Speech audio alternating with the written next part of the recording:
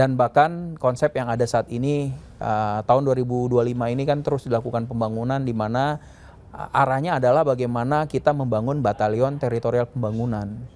Oh, oke. Proyeksinya adalah memang nantinya harapannya adalah satu batalion teritorial pembangunan di setiap kabupaten yang ada. Tentunya ini juga akan membantu ketika ada pasukan-pasukan di pengamanan perbatasan.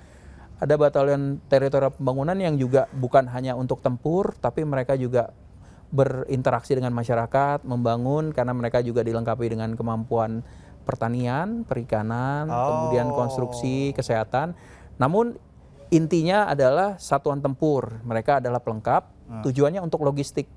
Kalau dulu, logistik. ya karena ketika dulu pasukan-pasukan perbatasan ini ditaruh hanya pasukan saja, suplai logistiknya bergantung pada titik logistik. Nah, bisa dibayangkan ketika wilayah sulit untuk dorong logistik, itu sangat jauh, cost biayanya, waktunya, lama juga. Ya. Sehingga dengan adanya pembangunan batalion teritorial pembangunan ini, konsep itu sudah mulai untuk membangun self sustainability. Sehingga berarti ini lagi running, Pak Fregap? Sedang berjalan proses itu. Beberapa kemarin juga Pak Menhan sudah mengunjungi kesiapannya, dan harapannya untuk yang saat ini 50 itu sudah dikerjakan. Harapannya memang targetnya untuk tahun 2025 ini bisa 100 batalion yang disampaikan. Jadi tujuannya sebenarnya bukan untuk mengambil alih peran yang ada di masyarakat, tapi untuk membangun kemandirian logistik. Karena bicara tadi ya, operasi-operasi yang di perbatasan ataupun daerah terluar, itu mereka membutuhkan logistik. Nah, bisa dibayangkan ketika logistiknya harus didorong misalnya dari Makassar, atau bahkan dari Jakarta, disuplai. Nah, dengan adanya batalion teritorial pembangunan, fungsi tempurnya tetap ada 3 kompi tempur yang memang siap bertempur, tapi ada juga kompi-kompi pendukung yang memang dilengkapi dengan kemampuan tadi. Dan ini bukan hal baru sebenarnya.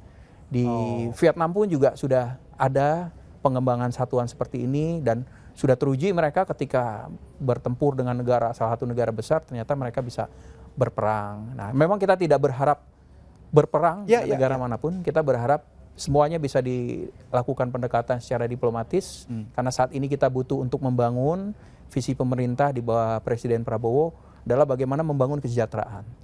Tapi tanpa kedaulatan, kesejahteraan itu akan sangat sulit dicapai.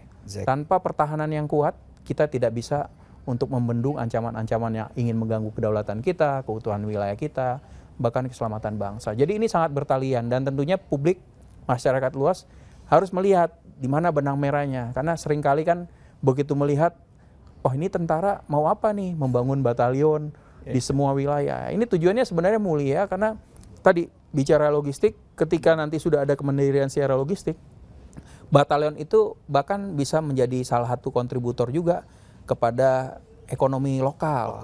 Warga sekitar.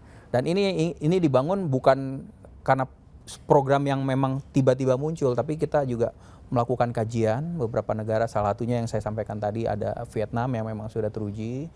Dan ketika kita ingin membangun, pemerataan itu ada di semua kabupaten, ini menjadi salah satu kontribusi juga. Walaupun kita memahami bahwa pembangunan itu tetap pemerintah pusat, pemerintah daerah, Kementerian Pertahanan dengan TNI, ini adalah support system.